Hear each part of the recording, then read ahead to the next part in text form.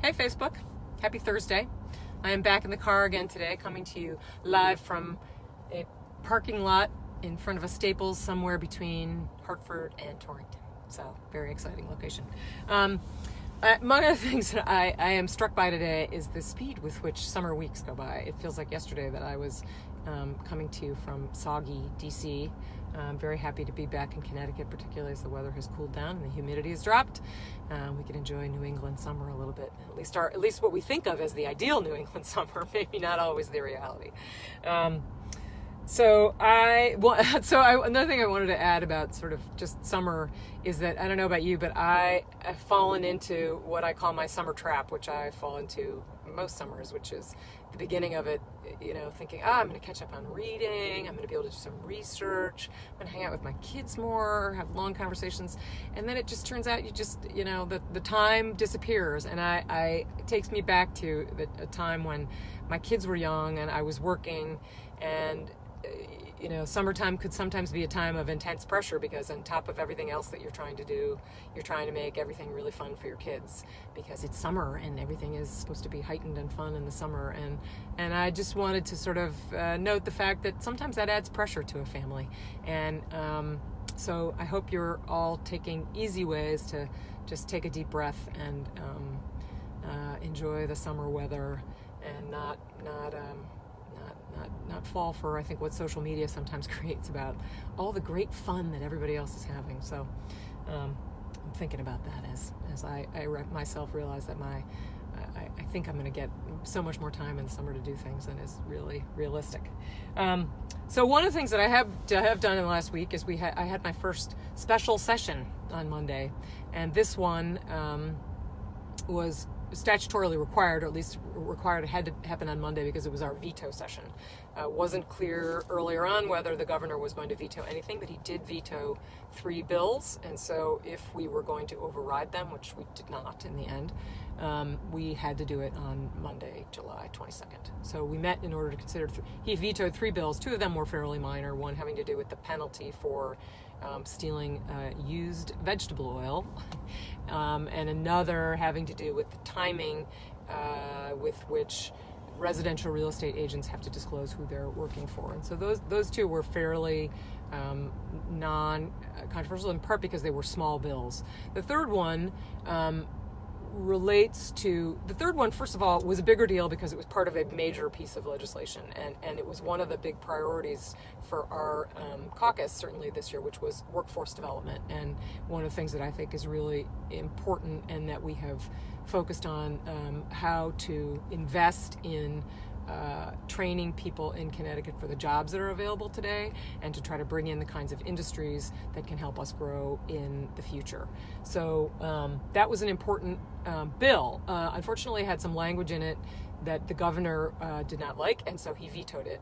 And a quick sort of aside is that we do not have what's called a line item veto. So in other words, the governor can't just go through a bill and cross out a few lines and say, I don't like this paragraph. You either veto the bill or you don't veto the bill. So that was one of the reasons why this one was a little bit harder, because it was a really, really good bill that had overwhelming support. I mean, I think if it didn't pass unanimously, it's pretty close. So that was a harder one, and basically the language in question has to do with tipped and non-tipped wages. Our minimum wage laws, even before we voted to increase the minimum wage this year, there's a minimum wage for non-tipped work, which right now is $10.10 an hour, and there's a minimum wage for tipped work, which for, say, a restaurant, a waitress, is $6.38 an hour. So those are very different scales. And so this particular language has to do with if you're a restaurant server, for example, when you are waiting tables and getting tips, you are paid $10.10 an hour, or sorry, $6.38 at the lower minimum wage, the $6.38 an hour. But before you're doing tip work, if you're filling ketchup bottles or something like that, you're really working in non-tipped wages, and so in theory you are eligible for the $10.10 an hour. And this language here had to do with how a restaurant keeps records on that kinds of thing, whether they always have to pay workers if it's just a short period of time that they're doing the non-tipped work.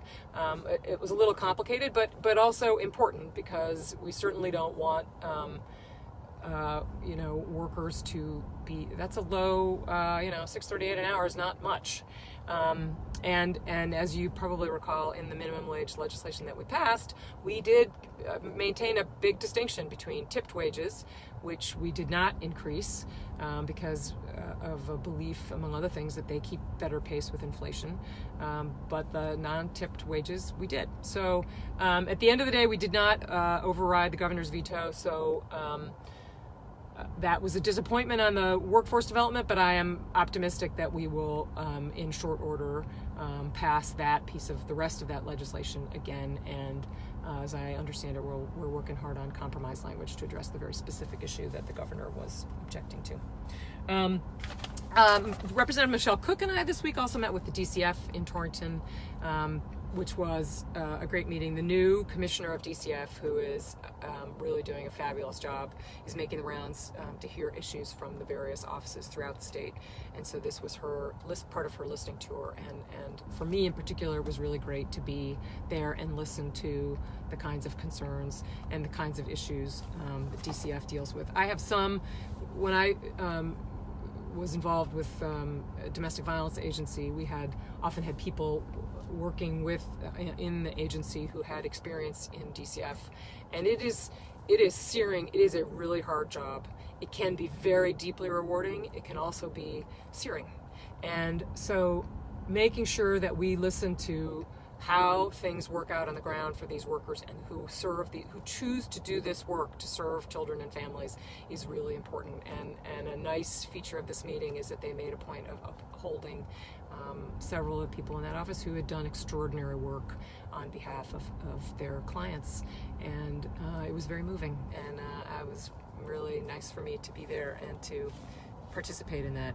I've been doing a bunch of town halls and forums, some just general purpose end of session, some focused on particular issues. I had another one in Kent earlier this week, which was great. Thank you all. Anyone who came to the Kent one, it's always a really good conversation, and it's nice sometimes not to be just speaking into the camera here. In fact, I learned at that Kent meeting, someone said, the videos I like best are in your car. You need to go back to your car. So maybe I had that in mind today when I knew I was going to be in my car. So I am on my way to Torrington tonight because that's the next on the circuit at City Hall in Torrington at 5:30. Representative Michelle Cook and I will both be there. If you still have time to swing by, it's 4 o'clock now, but if you're in the Torrington neighborhood and feel like coming by, please do. The next one after Torrington is Norfolk on August 1st. I think that's at 7 o'clock, but I don't have it written down here. Just stay tuned.